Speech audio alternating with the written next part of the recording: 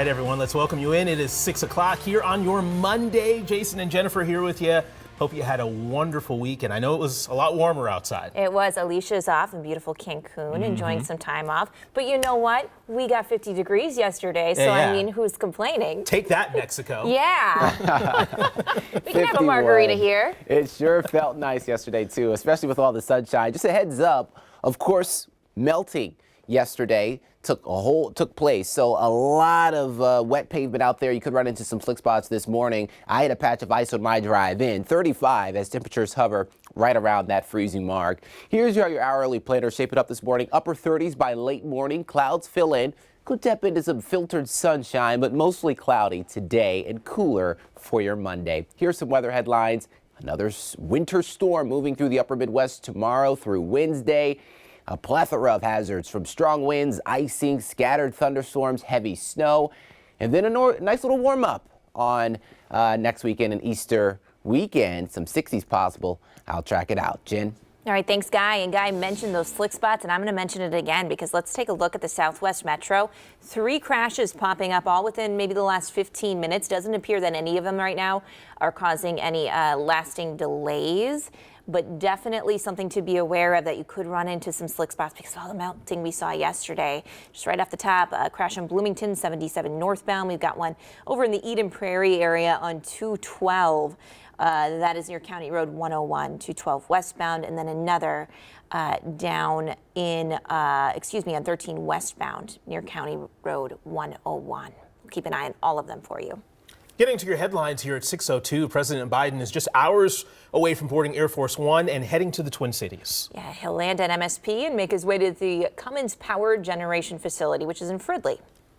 Cece is already in Fridley this morning with more on his visit. Cece, good morning. Hi, good morning, guys. So President Biden is coming today to talk about his economic plan and really how it's impacted the state. According to the White House, President Biden has signed multiple bills into law, and because of those laws, more than $2 billion in new investments has come to our state. Now, the White House also says that the president's agenda is building a clean energy economy, rebuilding infrastructure, bringing back supply chains, and creating good-paying jobs. White House officials pointed to several Minnesota projects as a sign of that success, like Xcel Energy's nearly $600 million solar power plant that's planned just northwest of the Twin Cities, and a proposed Bobcat assembly plant near Minneapolis. This visit is part of a 3-week tour to more than 20 other states. Now, just a heads up, because of the president's visit today, the Mounds View Police Department says you can expect some traffic delays if you are going to be in the Fridley area, and those delays will pop up between noon and 5 p.m. today. So a lot on the agenda for President Biden. Jason, Jen. All right, Cece, appreciate your reporting, and thank you for the heads up on those traffic issues. Something to watch out for today if you live in that area. Thank you. Well, we heard from former President Donald Trump overnight on his social media platform. He said he will be flying to Trump Tower in New York in just a few hours, and Eva is at the live desk with the details here. Eva. Good morning. Yeah, he said it will be at noon Eastern time, so that's in just 5 hours that the former president will be heading to New York ahead of his arraignment. We have a live look at West Palm Beach, Florida, where his jet is prepped and ready for takeoff. Overnight on his social media platform, Truth Social, Trump announced his plans to leave at noon today and head to Trump Tower in New York, saying, quote, "On Tuesday, I will be going to, believe it or not, the courthouse. America was not supposed to be this way." Trump also says he's planning to speak at Mar-a-Lago Tuesday night after his arraignment. Trump, of course, was indicted last week by a grand jury in New York for his alleged role in a hush money payment scandal involving an adult film star dating back to the 2016 presidential election. He is the first former president in U.S. history to face criminal charges, and we'll find out exactly what those charges are tomorrow morning, guys. Something people are watching very, very closely. Thank you, Eva. Well, this morning, about 600 people with Xcel Energy are still without power after this weekend storm. That's way down from 280,000 at the height of the storm.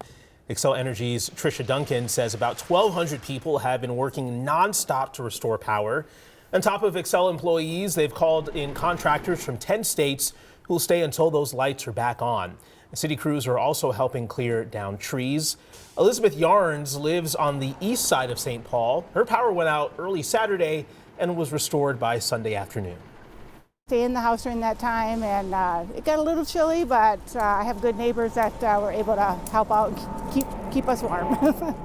Well, that's good to hear. Xcel Energy says remaining outages in the West Metro will be restored by early this afternoon, while remaining East Metro outages will be restored by the early evening.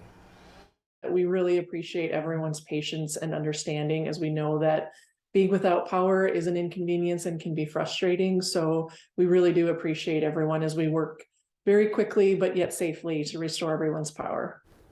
The American Red Cross, serving the Twin Cities area chapter, also opened a shelter at King of Kings Church in Woodbury to help those still without power. And check this out, this video from Sky 11. This is the Browerville, Minnesota High School gym's roof collapsed from all of that snow. So believe it or not, school will be in session this morning, but some classrooms near the gym will be closed. That's according to the local paper there. The district superintendent told us demolition is already underway.